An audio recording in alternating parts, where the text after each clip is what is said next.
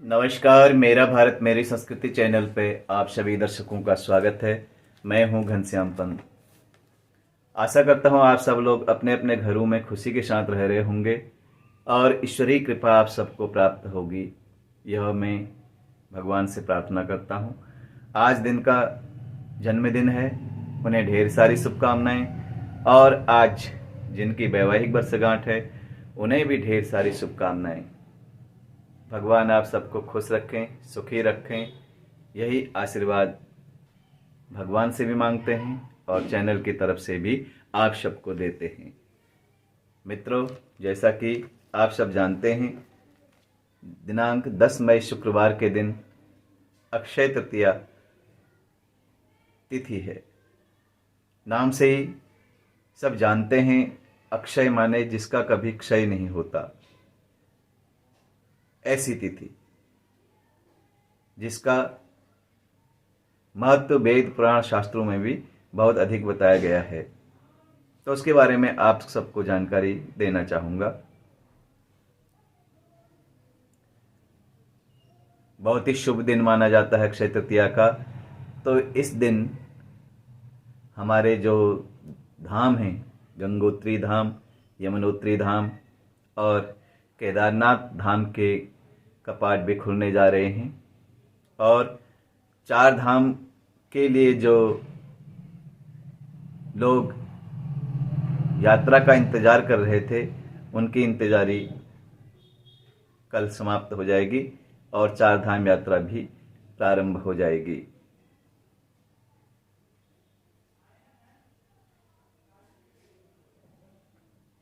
अक्षय तृतीया के दिन मान्यता है कि सोना खरीदना बहुत ही शुभ माना जाता है। तो इस दिन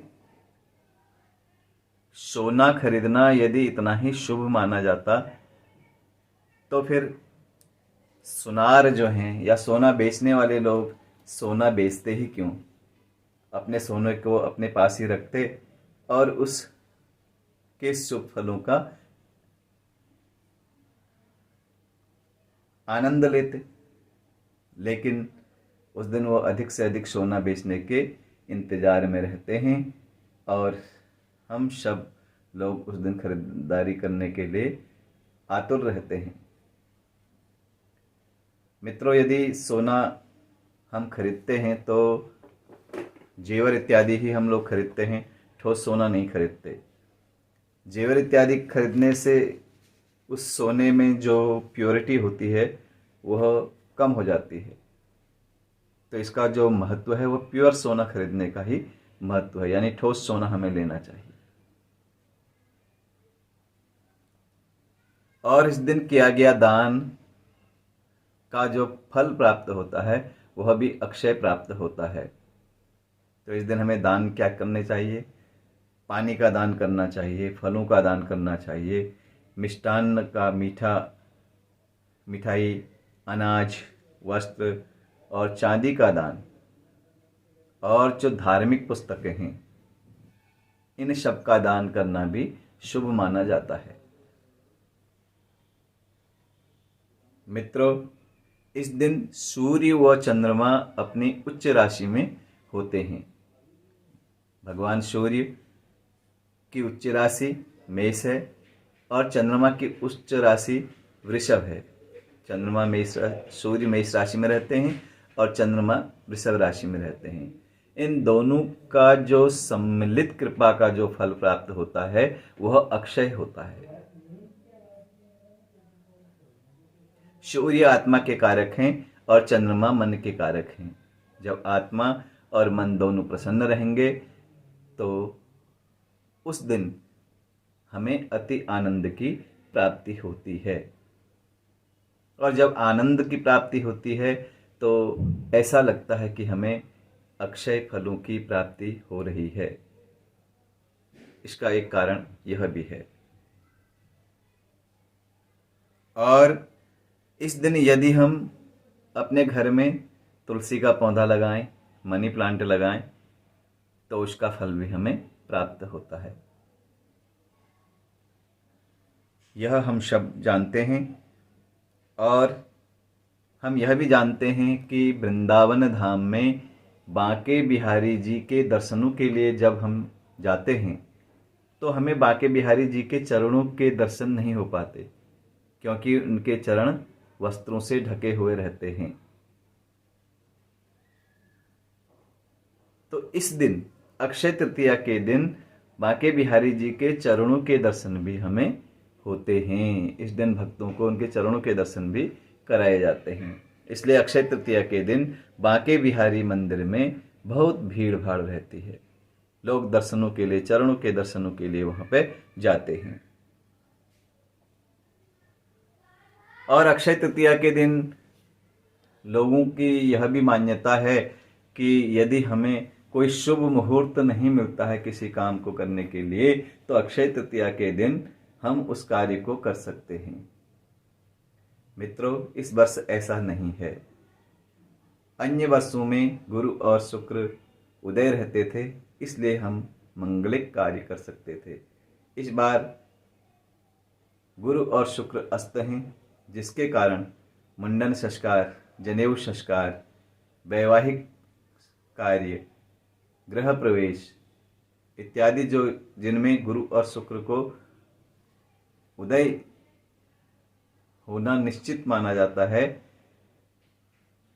उन्हीं कार्यों को किया जाता है। लेकिन इस वर्ष यह नहीं होगा, क्योंकि गुरु और शुक्र दोनों अस्त हैं, जिसके कारण वैवाहिक कार्य, गृह प्रवेश, मुंडन संस्कार, जनेऊ संस्कार इत्यादि जो हैं इस वर्ष अक्षय तृतीया के दिन न किए जाएं तो अच्छा ही है।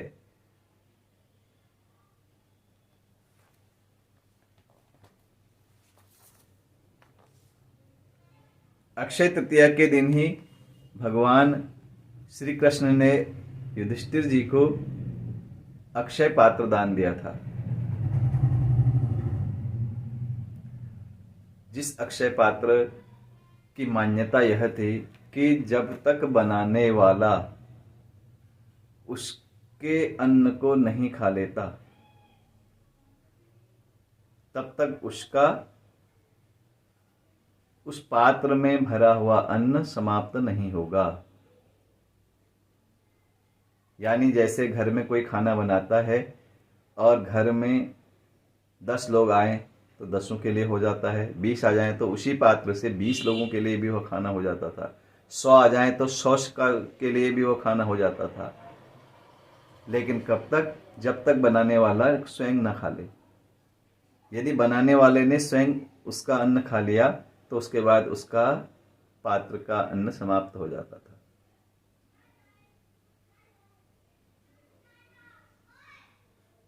तो ये सब धार्मिक मान्यताएं हैं हमारी सनातन संस्कृति की, और इन्हें सजो कर रखना भी हमारा दायित्व है। धर्म, वेद, पुराण, शास्त्रों के द्वारा जो बताए गए रास्ते हैं, निर्देश हैं, वह हम सबको अनुशासन में रखने के लिए बनाए गए थे। इसलिए उनका पालन करना भी हमारा दायित्व बनता है। अपनी संस्कृति को विकसित करना, परिमार्जित करना तथा अपने धर्म को आगे बढ़ाने का कार्य हमें हमेशा करना चाहिए। धर्म यदि जीवित है तो हम भी जीवित हैं, यदि धर्म नहीं रहेगा तो हम भी नहीं रहेंगे। इसलिए यदि हमें रहना है तो धर्म के मार्ग पर चलकर ही अपने जीवन को आगे बढ़ाना है। आपको यह कैसा लगा? आप यदि इस चैनल से पहली बार जुड़ रहे हैं तो इसे सब्सक्राइब करें। यदि इस चैनल से जुड़े हुए हैं तो विषय पसंद आए तो इसे लाइक करें और अपने साथ के लोगों के साथ इसे शेयर जरूर करें।